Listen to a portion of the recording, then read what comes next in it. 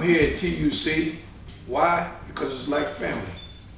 I come here to tell my story about what brought me to Mexico City, why I felt it was necessary to make a statement in history, how I was vilified as a result of making this statement, how individual young athletes such as myself at that time could not understand the necessity to stand up for equality, stand up for humanity.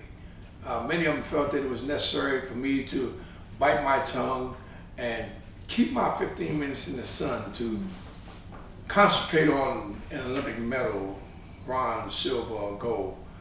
Many individuals felt it difficult to sacrifice that 15 minutes. They made excuses like, oh, I promised my mom and dad. Oh, my kids are looking forward to it. People in my church, I owe it to myself to go to the Olympic Games. We tried to make them understand that it was far greater to go to the Olympic Games with the thought in mind that you have to realize that humanity is far more important than Olympic medals. They didn't want to sacrifice, but we asked them, would you be willing to get on a train and have some discussion about the pros and cons of a boycott relative to your 15 minutes in the sun. We said that your medal would be great for your household, but the statement that we're trying to make would be better for humanity, be greater for your kids and your kids' kids. Would you be willing to get on this train? They said, of course. Let's go on the train and let's have some dialogue. Maybe you could make me understand better and we could make you understand just as better. Okay, we get on the train. We rolling along as we ride down the tracks. We look out the window and we can hear people out there with the American flag waving, God bless America. And we feel so good to be patriots of America. But then when we come to a consensus that, hey man, you know, I have a far better understanding now as to why a boycott is necessary. There's a possibility that I can step forward and maybe take part in an Olympic boycott. Oh, is that right? You have a consensus that maybe we can make a boycott come about to let society know that we have social ills that we need to correct and try and work on? Sure. Well, let's stop the train, and we pull the lever to stop the train. Why are you stopping the train? Well, we have a consensus that possibly we can do this potential boycott. Well, let's put the banners up on the train.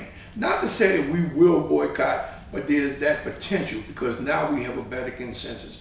Put the banners up on both sides of the train, and now everybody understands why the banner is there. We start the train back up. As we rolling along, we looking for those patriots out there that were singing God Bless America. They're no longer there.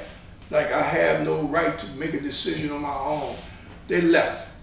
We still rolling on the train, and in the process of us going down the tracks, now where people out there singing, now there's fire bombs coming to the train, missiles, smoke, fire. And then here we are 44 years later. Many individuals come to us and say, man, you know, it's amazing that they call you an icon now. They're building 20-foot statues, 26-foot statues of you. And they're taking pictures and want to be in the picture with you. Well, I deserve to be in the picture with you also. And I deserve to have a brick with my name on the base of the statue also. Why do you deserve to be there? Well, I was there with you in track and field, and we all came through this together. And I said to him, I said, well, I love you more than yesterday and less than tomorrow to make you understand. Hey man, I have no ill feelings about you, but you can never get in the picture. And you can never have a brick with your name on it. Why not? We all ran track together. Well, let me just explain to you. Step forward. I said, I have one thing to do to ask you if you feel that you should be in the picture or you should have that brick. Step up and open up your shirt. Pull up your pants leg or roll up your sleeve. Let me see your neck. What are you looking for? What are you looking for? Well, hold on. Let Mr. Smith come up here. Hey, Mr. Smith, open up your shirt. Pull up your pants. Let them see the burns on your neck and your chest. You want to see my burns as well? Let me show you my burns. I said, because if you can't produce burns, it made me believe that when it came time to stand for justice, you chose to bail because things got hot, because the fire came upon us and you dove off the train. Had you stayed, you'd have had the burns, but you'd have been allowed to be in the picture.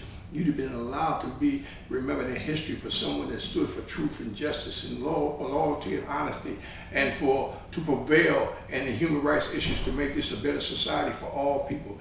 I say, I would love for you to be in the picture, but I could not allow you to be in the picture because if I put you there, it'll be a lie. There's no substitute to do the right thing. There's no midway to do the right thing. Either you're committed 1,000% or you're not committed at all. There's no woman that has a halfway pregnancy. Either a woman is pregnant or she's not pregnant. There's no chicken that lays an egg on the fence and the egg stays there. It falls to the right or to the left. The next time you come to your life to make a decision at the crossroads of your life, take time and be serious about making the correct decision, because whatever decision you make in life, you will have to live with and you will die with it.